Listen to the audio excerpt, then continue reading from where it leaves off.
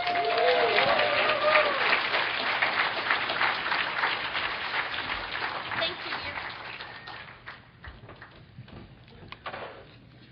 good gravy. Hi, y'all. My name is Jennifer Huddleston Kelly, and I am an alcoholic. I've been kept sober since December 5th of 92, and that's my miracle. And the Legacy Group in Plano, Texas is my home group. And it's an honor and a privilege to get to be here. Whew. I have many, many friends in the room, and I feel very blessed to get to say that. The story I tell myself is I don't have friends. It is. It's one of the things that shows up in my inventory regularly. And then I come places like this with poor Big Daddy, who's just like, where did you go this time? You know, and I realize that I have friends everywhere. And it's just my head that's out to kill me. I have been so blessed by the other speakers. Thank you to the committee. And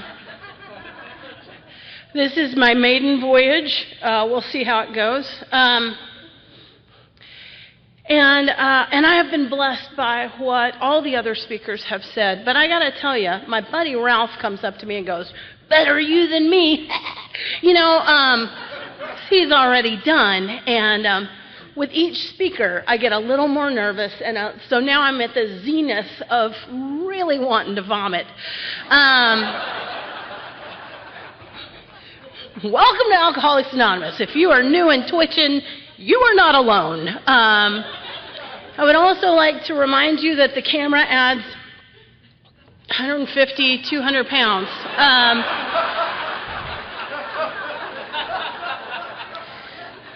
It's a disease of perception, people. I got a skinny girl in here fighting her way out.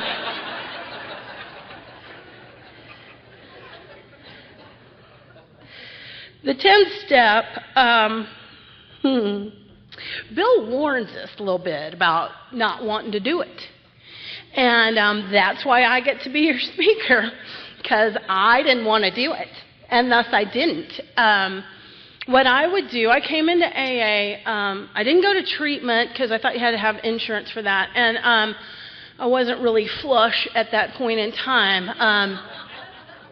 So I just rolled up in the AA group after about 20 days of trying to go to a meeting. I drank in between the starting to try to get to a meeting and actually making it to a meeting.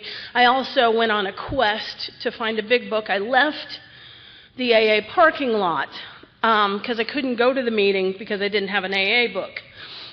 So that's how I qualify the old Alka logic. I go to a place where the big books live, and I leave it to go find a big book. And then I read the book by myself, and that's when I got drunk, because I couldn't find any good news in here. Like, it was so depressing. There was a lot of stuff about, like, not drinking, and I wasn't sure about that.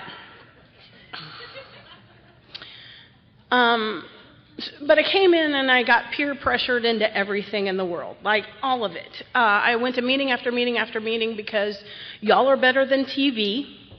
And there were dramas unfolding every single meeting. Like, it was like the continuing saga.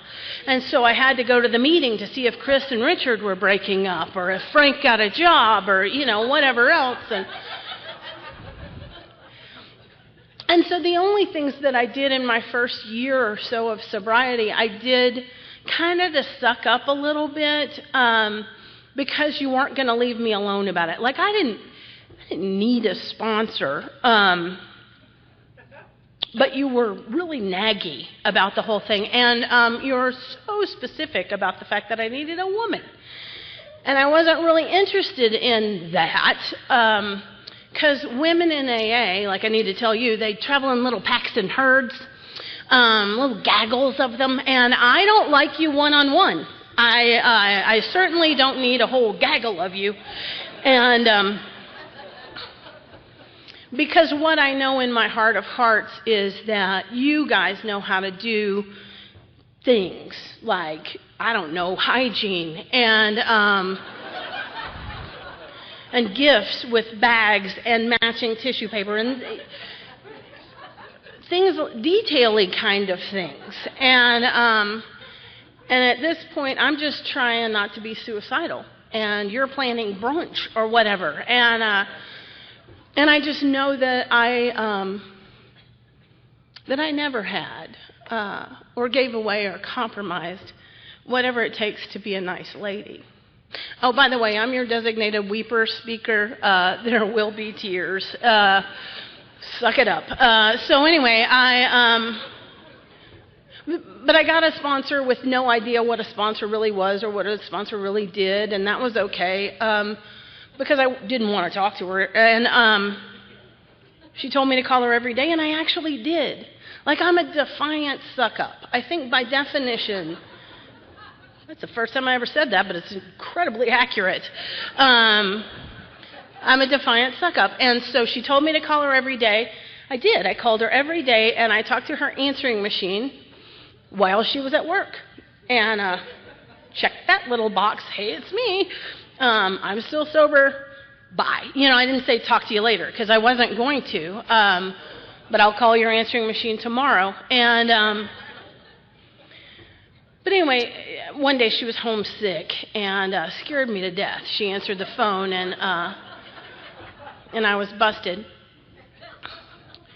What I didn't know was that my sponsor hadn't worked all 12 steps. She had multiple years of sobriety.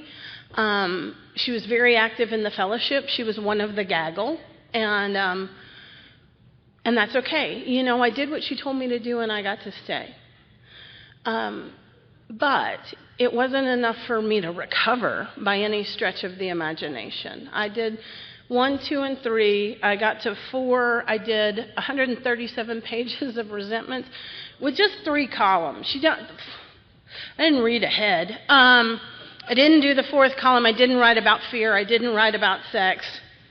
Apparently, I wasn't planning on having any of those anymore. And I had a lot of one and not much of the other. And, well, you can figure out, well, no, reverse what you thought.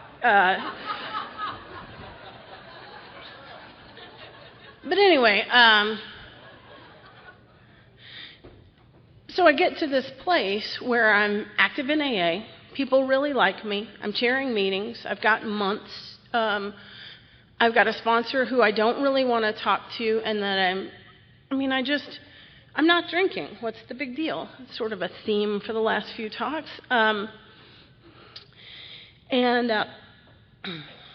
But it gets to be a big deal. It gets to be a real big deal. I don't think I need to tell that.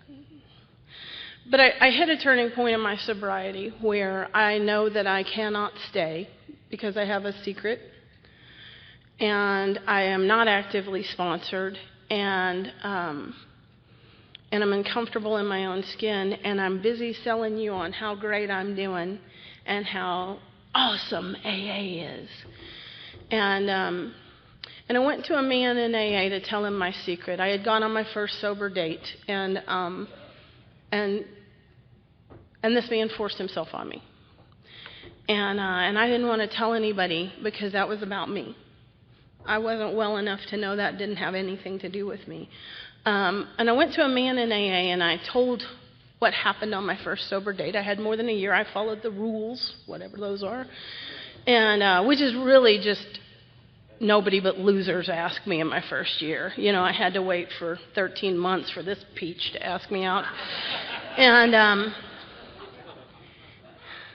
so I told the man in AA what had happened, and I didn't tell him because I needed help. I told him because I wanted him to beat the guy up and kick him out of AA.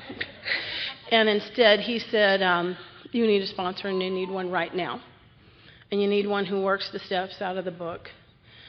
And you don't have time to waste, or you're going to get drunk over something that's already happened. There's no reason for anybody to get drunk. But you're gonna if you don't get a sponsor. And so I found the weirdo sponsor. This was back when the little tiny purse big books had just come out, and it seemed like my new sponsor had a big book strapped to her leg like in a holster, just, you know, In any meeting, when I would say something dumb, I'd see her grabbing for it because she was just going to go and dispute my theories about Alcoholics Anonymous. And she took me through the book. But when I got to the 10th step, she moved, which was handy because I didn't want to do the 10th step anyway. And the 10th step to me, it's not what the book says, but it is what it seems to me, is that the 10th step is just this culmination of the other things that y'all already talked about. And what I decided that the 10th step was just this sort of thing that would kick in. Just kick in. And so you just go through your day, and at some point the 10th step would kick in. And nowhere in the literature, which I have read regularly through my whole sobriety, does it say, just kind of hang out on the step and kick in. It does not say that, but that's what I would do. And so I got a sponsor, and we'd go 1 through 9. I would work all the steps except paying back the money. That seemed a little unreasonable. And then I would wait for 10 to kick in. And I used to have this friend named Danny from Tennessee, and he'd say, there's only one direction we get to coast in Alcoholics Anonymous: downhill. And so what inevitably would happen as I was waiting on 10 to kick in is I'd start coasting, and within a month or 6 weeks or however long, I would wind up on the phone with my sponsor doing that pretty crying, the, and it's bad and it hurts and I'm dying. And she would say the same thing every time. Sounds like the first step to me. Yes, ma'am, it does. So we'd start at 1. I'd go through 9, do everything except pay back the money, details. And we get to 10. And I don't want it to sound like I had these incompetent sponsors. They all talked to me about 10, what I was supposed to be doing. As a matter of fact, the sponsor that sponsored me for most of my sobriety, she wanted me to send her an email every night that had me answering a few things, looking for certain things throughout my day, and just sharing that with her. Because she was an untrusting woman. And she felt like if I was not held accountable for these actions, that perhaps I wouldn't do it. She was correct. And because here's what would happen. I would be feeling pretty good about having done those amends, made those amends, except for paying back the money. And then I would do this writing thing where I look for selfishness, dishonesty, resentment, fear, and it's so disappointing, I would find it. And I would find buckets of it, not just, once through the day I had an unholy thought. Oh, no. Like I was never, no, that's accurate, never on time to work. Never.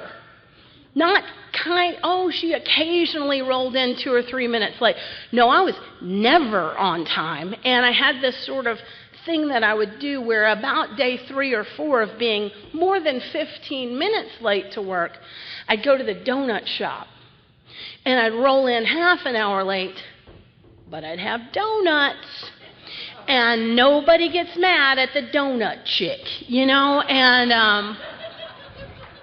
And I would just, hey, I'm not really late because I was thinking of you getting you donuts. And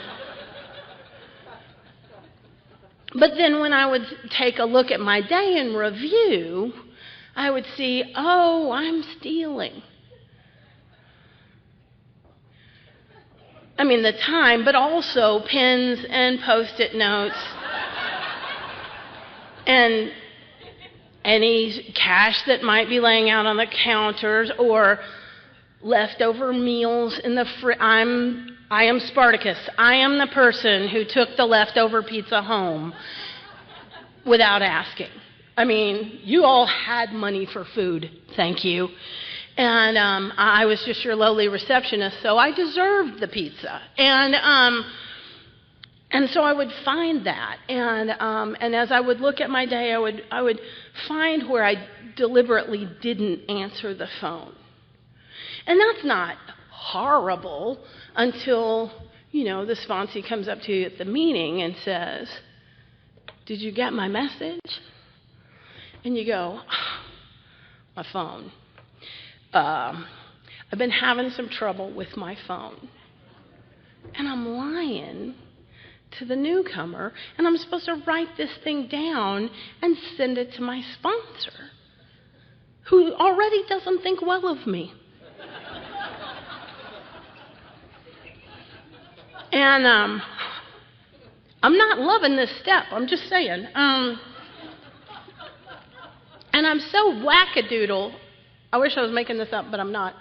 I'm so wackadoodle that I convince myself that the 10th step activates my character defects. Like, when I'm not doing the 10th step, I do fine. But as soon as you got me watching, I start acting like a jerk. All over the place, I start acting like a jerk. And so this goes on for a while. I go 1 through 9, don't pay back the money. 1 through 9, don't pay back the money. 1 through 9, don't pay back the money. Till like 2 weeks before I have 10 years of sobriety. Because you don't just fold at the first sign of trouble, y'all. I can write an inventory faster than you can believe. I can whip out some 4 columns in record time. I hate this story. So what happened was, at this point in my sobriety, I've started getting little invitations to go speak. I get invited regionally to go someplace like Arkansas or Oklahoma, and they pay for my gas, so I'm a pretty big deal. And this is for real, y'all, for real. So I get invited to speak in Oklahoma City. It's a few hours from Dallas. And back then, when I would get invited to speak out of town, I would invite my least appreciative sponsee to go with me. And I would invite her so she could see kind of what a big deal I am. And she would start, I wish I was making this up. I am not. And because I figured if I took her out of town and she would find out, hey, I'm somebody they'll pay gas to hear. Then maybe she'd start really appreciating the pearls I'm throwing down. A little backstory. During this time, I don't have a job. I misplaced a job. I got fired, and I also got this ticket. Now, I don't speed. I don't run red lights. I'm not a daredevil of any kind. I drive like a little grandma. The only thing I get tickets for is stickers. You know, those suggestion stickers that you put on your car for the tags or the inspection or whatever. I consider those suggestions. The state of Texas does not. And so they regularly give me tickets for these stupid stickers. And usually I pay them. However, at this point in time, I don't have a job, and no job equals no money equals what are you going to do? So what I come up with is throw away the ticket. Now, I don't run this past my sponsor because she's super narrow-minded and already doesn't think well of me. And she's one of those kind of sponsors who's going to say something like, you don't have a job. Why don't you go sit out that ticket? I don't think she understands. See, I'm the kind of person who's getting paid gas money to go speak in Alcoholics Anonymous. I can't be holed up in the hoosegow for a couple of days over this sticker ticket. So I just don't tell her. I throw away the ticket, and we move on with our little lives. And so now I'm putting the sponsee, the ungrateful sponsee, in the car. I look down, I've got 2 stickers on my car. One of them is almost in date. One of them's like a year and a half out of date. So I come up with a genius plan. I throw the sticker away. That's it. I don't forge a new one or come up with some story. I just throw away the sticker. put the sponsee in the car. Off we head to Oklahoma City. We make it about a county away, and I start playing the big shot. I'm going to take her to my favorite coffee shop on the way to the Oklahoma thing. And I see the cop, and the cop sees me, and I look at the sponsee and I say, "Guess what's fixing to happen?" And she says, "What?" And I said, "I'm about to go to jail." And she did that. No, you're not. And so here comes the cop, and he says, "Ma'am, do you know why I pulled you over?" I said, "I got a real good idea." And then the second cop car pulls up, which is your dead giveaway. You're fitting to take a little trip. And my precious little sponsee, she was not my sponsee after this story, but because apparently if you go to jail, everything you've ever told somebody is negated. And so anyway, she leans across me and says, "Officer, this is my sponsor. We're both in Alcoholics Anonymous." And I'm like,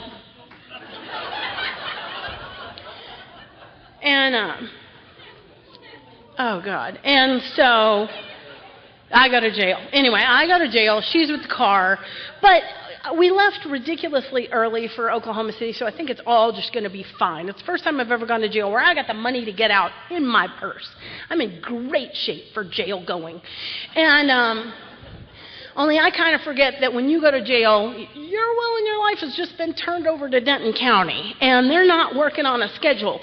And so I'm sitting in this jail cell trying to figure out how fast I've got to drive to get to Oklahoma City before I speak. And I get out 10 minutes after the meeting was over. And I get home. Well, I made amends to the sponsee because I had a little time to think in the jail cell, like, probably going to need to make this right. And so I make amends to my sponsee for my bad behavior, and I had just heard a speaker talk about when he made amends that he would say, "If you'd like to tell me how you feel about this, I'm prepared to listen." And I thought that sounded real spiritual, so I threw that in on the end of my amends to the sponsee. Turns out I lied because she had a lot to share. And by the time I got home, there were, I don't even know, 40-something messages on my voicemail. And I am not that popular, like, at all. Because I had kind of forgotten that in Alcoholics Anonymous, I suit up and I show up and I keep my commitments and I do what I say I'm going to do when I say I'm going to do it. And if I don't, something's wrong. So this dude calls everybody he knows in Dallas. Turns out he knows a bunch of them. And they call who they know, and then they call my sponsor, and I go to this group full of guys. Oh, it's me and a bunch of knuckleheads, and they all are calling looking for me. So I call my sponsor to tell her what's happened, and I did not have a giggling and laughing sponsor, but this woman almost peed herself as I explained the throwing away of the ticket and the calculating how long it's going to take, and the sponsee telling the officer that I'm a big deal speaker in Alcoholics Anonymous who gets her gas paid to go speak in Oklahoma City. And God, it was horrible. And I said, "What am I supposed to do about these phone calls? Like, there's 40-something phone calls." And she said, "Call every single one of them. Tell them the whole story. Make sure they got time. Leave nothing out. The whole thing, the throwing away of the ticket, the throwing away of the sticker, the coffee shop, the ungrateful sponsee. Tell them the whole thing."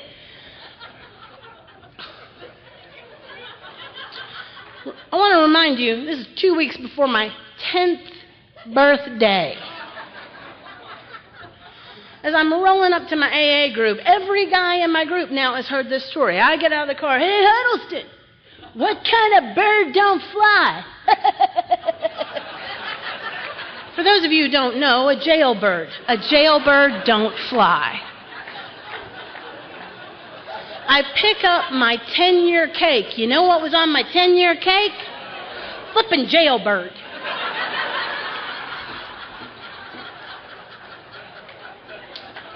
whole thing is ruined, you know. And the thing about the guys in AA, they'll tell the same joke 723 times. It's funny to them every time they tell it. So if you are being teased into sobriety, it really does mean they love you. But I got some words of wisdom for you. Whatever you do, do not drink. One of the promises, it's not in the book, but it's my experience, one of the promises is if you just don't drink and take the teasing, sooner or later somebody's going to do something way dumber than you. And you will get to be the person getting out of the car going, hey, Freddie! You know,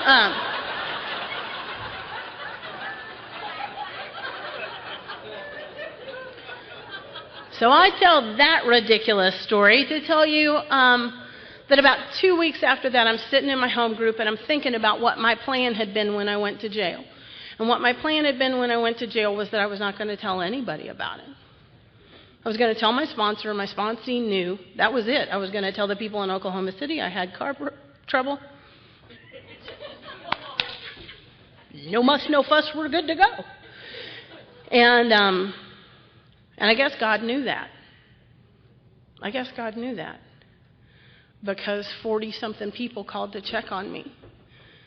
And sitting in that meeting, listening to these guys talking and sharing and laughing and doing what we do, I realized how close I had come to getting myself drunk. See, I didn't want to drink the day my dad died. I didn't want to drink when the big things in life happened. I knew what to do on the big days, on the hard days, on the days I miscarried. I knew exactly what to do. I did not want to drink. That little piddly embarrassing thing, that's the one I want to keep to myself. And suddenly I realized that the 10th step is way more important than the 10 years. Staying current, living life on life's terms, clean and honest, is way more important than whatever's on my chip. And so I became willing. I became willing to do a daily inventory. And I'm not going to tell you I do it every single possible day, but I do some form of inventory every day. I do a written inventory more days than not. I started doing a step study with the ladies I sponsor. And first we did the 12 and 12. It's a long story, but first we did the 12 and 12. They really got into it, and so we decided to do the big book. And I said, I'll only do the big book if we take the steps together. When we come to a step, we'll do it. And right around the time we were getting towards the 10th step, I was speaking at a thing, and I heard a lady talk about sharing her 10th step in a group, privately, but in a group.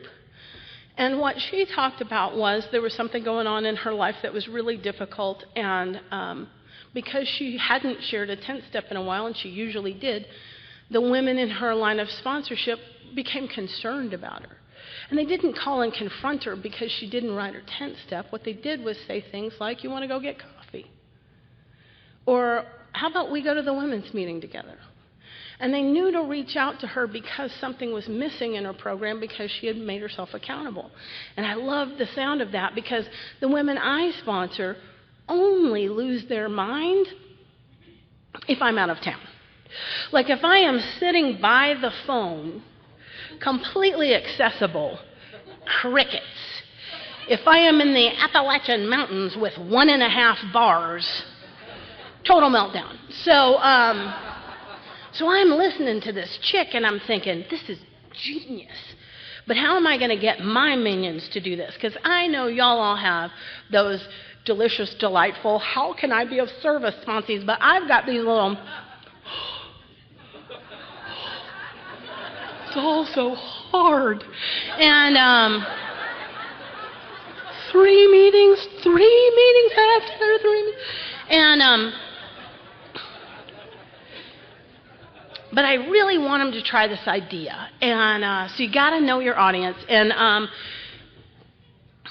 okay, here's what I did. I called them up one by one, and I said, hey, check it out. I'm just talking to you. Don't tell anybody else, but I've got this idea. I'm thinking about starting a 10-step accountability group. It'll be a private Facebook thing. We'll have rules like You can only say, good for you, I'm praying for you, or I have this experience. You can't co-sponsor each other. And if anything that's on the 10th step goes somewhere else, we'll remove them from the group. Come up with all this stuff. What do you think?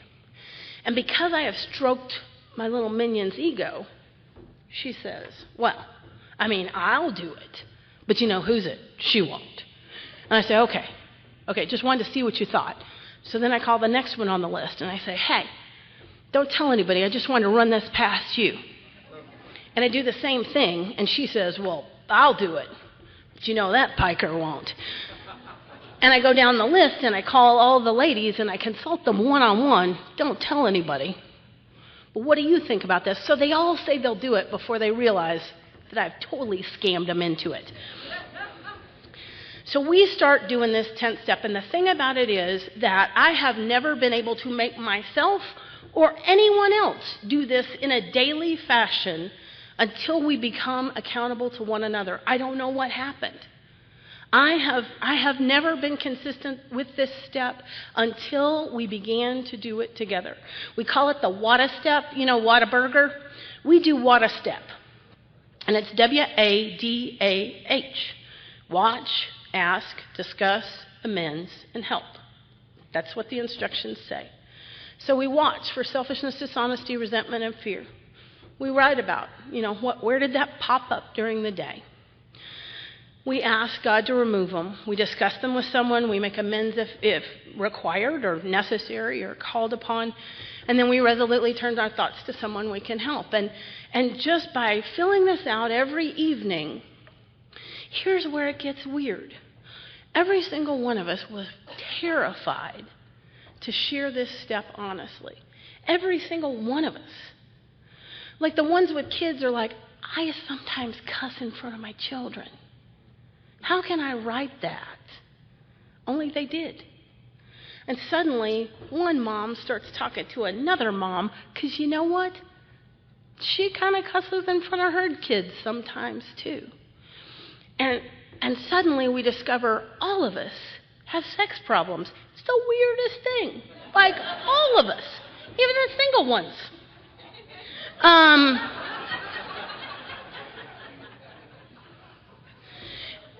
And what we thought was going to be this really embarrassing and humiliating and isolating experience starts taking down walls and building connections and community. What we thought was going to be this really horrible, weird, exposed deal turns into something that allows us to be uniquely useful to one another. And now I just have to talk to you a little bit about my experiences with doing that. And here's where it gets weird. At first, what I discovered, were some pretty basic things. I discover when I am afraid, I'm really unique in this. When I am afraid, I become a little controlling.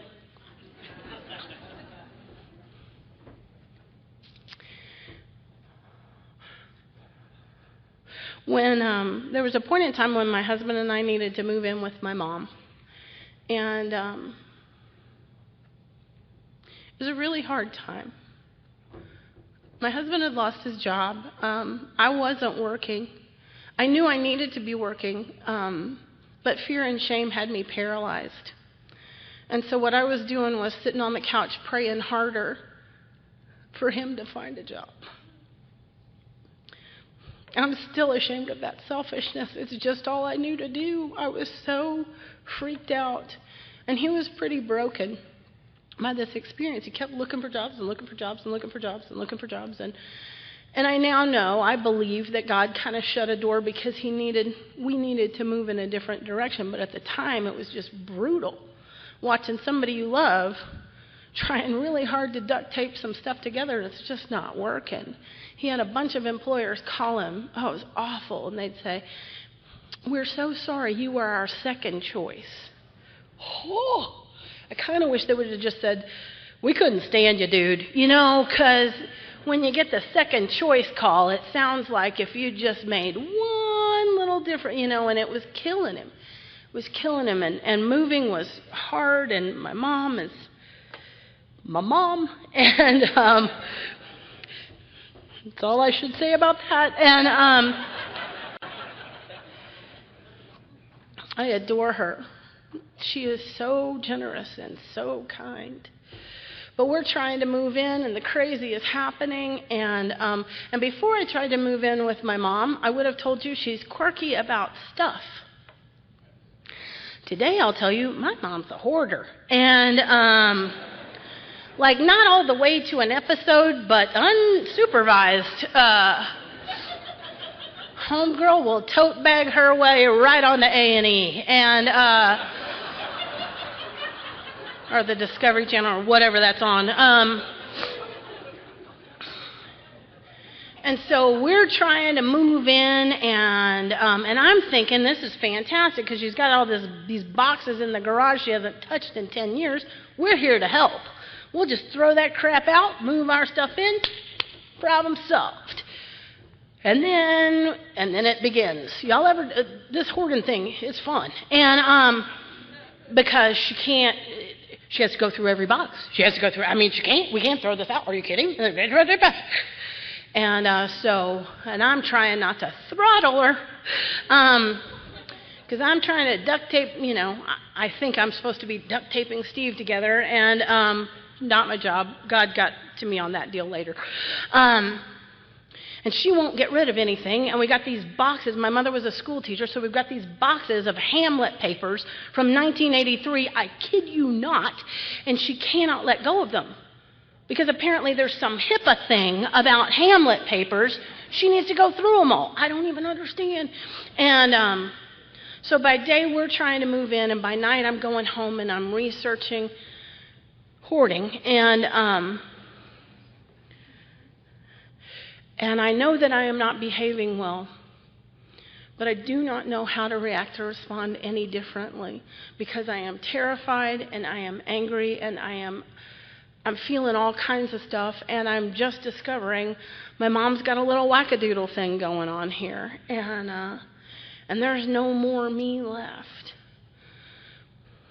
But I know I can't be mean to this woman who is saving us. She is literally saving us, and I can't be mean to her. So what am I supposed to do? I'm supposed to go to God, and I'm supposed to find out how I can act and react differently in this situation. And what happened was I prayed about it, and what I found was that those boxes are my mother's unprocessed pain. And sometimes my mother's unprocessed pain looks like 9 staplers. And sometimes it looks like old textbooks that weren't adopted. And sometimes it looks like 72 pair of taupe pants or whatever, But when I can look at it as my mom's unprocessed pain, I can respond very differently than I do when it's just a big box of crazy that needs to be thrown out. That's what the 10th step allows me to do. It allows me to take a look at a situation and say, what is the story I'm telling myself? Why am I acting or reacting poorly? Who's the problem here? And who's the solution here?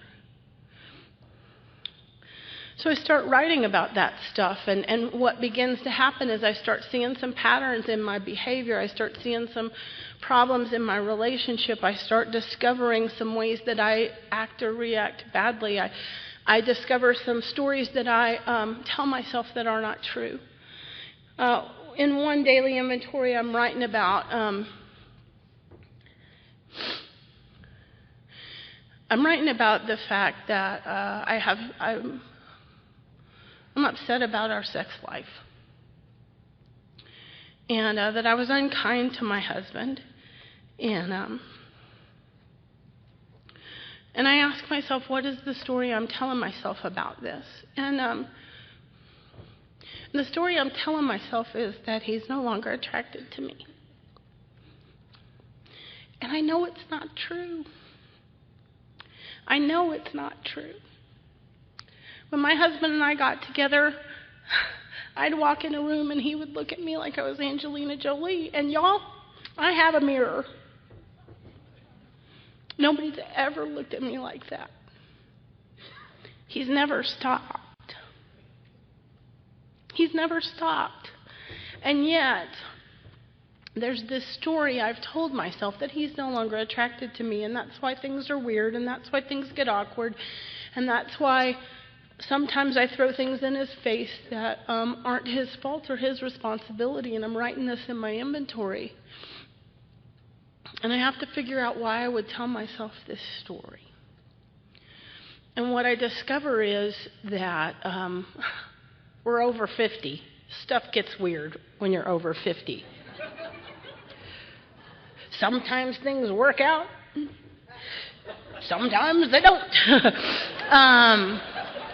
Sometimes you miss a signal, like, I thought that was him leaving. I was about to die. Oh, God. I mean, I'm pretty sure he's under the table over there, but I was like, this is going to require a big one. So anyway, But anyway, what I discover is that I've made up this story that I know is not true, that is harmful to me and hurtful to him, and I know it's not true, but I'm not surrendering the story. So who's the problem? And where's the solution?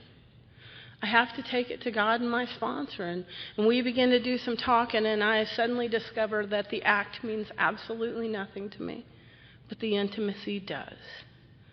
And I begin to work on the intimacy within my marriage. I begin to work on how I talk to and how I treat my husband. I begin to work on being aware of how many times he is affectionate and how many times I push him away. That was the thing I wasn't coming clean on. I'd written this story like he doesn't even try. Are you kidding me? I've created this I don't know if other women do this, but I have created this American Ninja Warrior course where everything must be perfect and the thermostat is, and we ate Mexican food, and are you kidding me? It's a Tuesday and it's 11:23. Are you not? And nobody could complete this mission, Nobody. And 2 days later, I'm like, well, I guess you're not attracted to me anymore.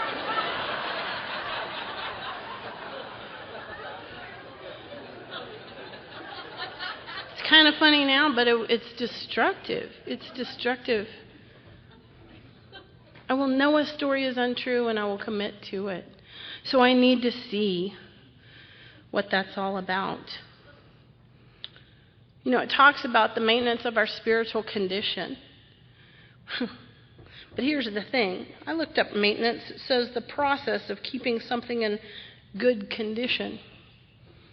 Part of my problem was that my program wasn't in good condition to start with. For years, I was doing just enough. Just enough. Those steps that you can watch, those spiritual actions you can see, I'm in. I'll put on a dress and stand behind a podium, of course. I'll take out the trash at the group as long as you see me taking out the trash at the group. I'll return the phone call. I'll do those things. But this stuff, who's the wiser? Everyone. Absolutely everyone is the wiser. I'm the last one to know what a jerk I am when I'm not doing this stuff.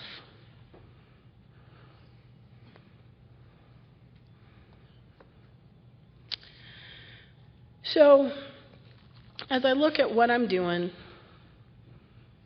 why I'm doing it, when I'm most likely to make or repeat the mistake, that's a pretty big one for me. Because you see, there are patterns in my behavior. When I look at how is this affecting others,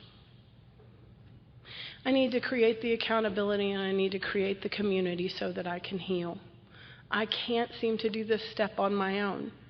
I can write it down, but I immediately tuck it away, and I'm not going to take action until I begin to see that this affects how open I am to helping others. I don't want to tell embarrassing stories in AA. I don't want to stand at a podium and talk about having 20-something years of sobriety and shoplifting. But if I don't tell those stories, they're useless. I guess I'm supposed to tell that story, huh? Had a sponsee in a car. Why do I always do the dumb stuff with a sponsee in the car? I had a sponsee in the car. We were coming back from a conference. We stopped in Waco at this little shop, and she was wandering around the shop. By the way, she became my sponsee because I shared honestly about struggling with shoplifting. So we're wandering around this little shop, and I have to go to the bathroom, and I go to the bathroom in the little shop, and oh God, I hate this story. In the bathroom, and they had this big bottle of poopery. You know the poopery? Big bottle of poopery in the bathroom, and on the poopery there's a big sticker that says, "Do not steal the poopery, or you will have loose bowels," or something. I mean, it had said something kind of gross on it, which I thought was hilarious. And it was a tester for the poopery, which means it's not actually shoplifting. So I drop it in my purse, and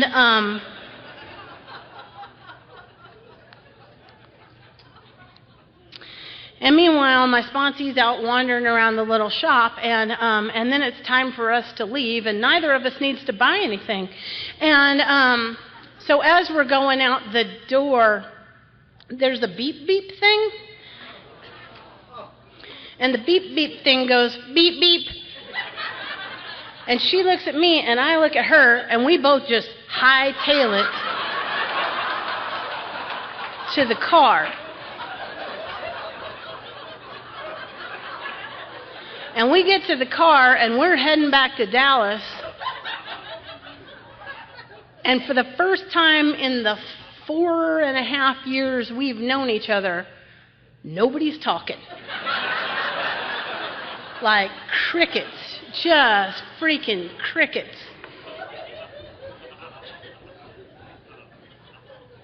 And finally, I can't stand it anymore because I know I got to put it on my freaking 10th step. And I say, "Hey, do you know why that buzzer went off in the store?" And she said, "Uh-huh." And I said, "You do?" And she said, "Uh-huh." And I said, "You know I stole the poopery?" And she said, "You stole poopery?"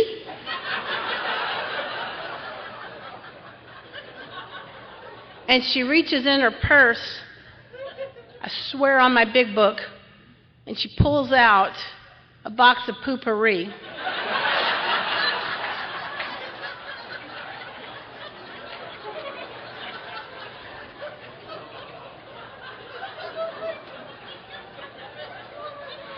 And it was horrible and kind of amazing.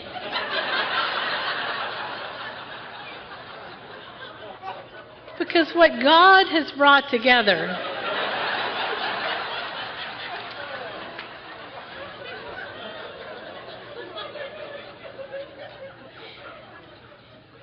I hate that story. God, I hate that story. Because people inevitably text me pictures of themselves holding poopery just to keep me humble. But you know what? To my knowledge, I haven't stolen anything since the poopery.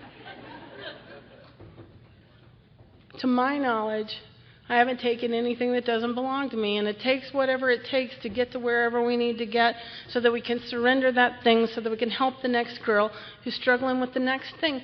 If this isn't useful to anybody else, it's useless. If this pain isn't helpful to somebody else, it's useless. If this embarrassment isn't useful to somebody else, it's useless. If I can't talk to the newcomer openly and honestly about sex problems, about money problems, about fear, about being absolutely neurotic about the idea of disappointing somebody, if I can't share the fact that sometimes carbohydrates are a substitute for God with me, then it's useless. But here's the thing, when I begin to share those things with other people, those things cease to be my higher power. And I open up just enough space to invite God in. Somewhere else in the 12 and 12, it suggests that humility is the healer of pain.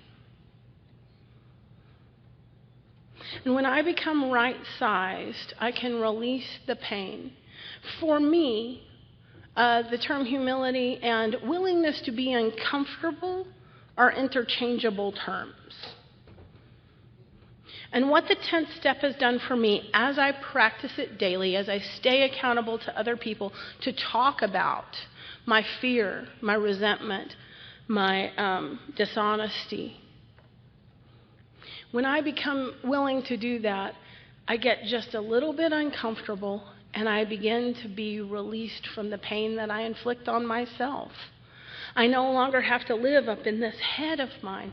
I no longer have to live with my perception, with these warped stories that I tell myself, with this horrible fear of being found out.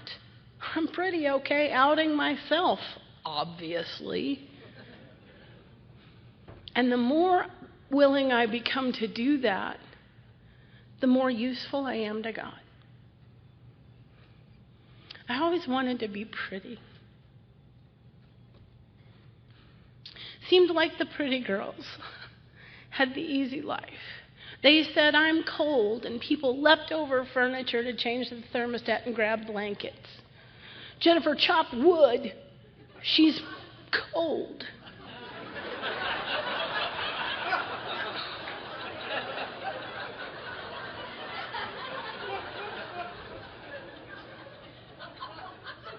I thought that would have made my life so much easier. That it would have brought me so much more joy if I'd had a waist, or naturally curly hair, or about 8 extra feet. But what brings me joy is being useful. What brings me joy is being connected. What brings me joy is asking God, what's my assignment today, and being willing to do whatever I'm asked to do. I can't do that if I'm blocked. And I can't be unblocked if I'm not willing to take a look every day to see what it is that I need to do to get unblocked. The first time I heard somebody talk about this, I was less than a year sober. Me and a girlfriend had driven to Omaha, Nebraska, so that I could tell the first speaker I ever heard tell my story, thank you. She had told the story in Oklahoma, but I was too intimidated by her, so I couldn't say thanks. So I wound up driving to Omaha, super convenient, to tell her. And I listened to a man talk about the 10th step, and one of the things that he said was, when I am living in the 10th step, it puts a 24-hour frame around my day. And the only thing that I have to, if I'm living in the 10th step, the only thing that I have to deal with is whatever happens today. I can pay the bill that comes today. I can deal with the ticket that comes today. I can admit my wrongs to my mother, to my husband, to my sponsee, to my friends today. And each day I can wake up with a clean, fresh slate. And I can remember sitting there at a table just like the round ones you're sitting at.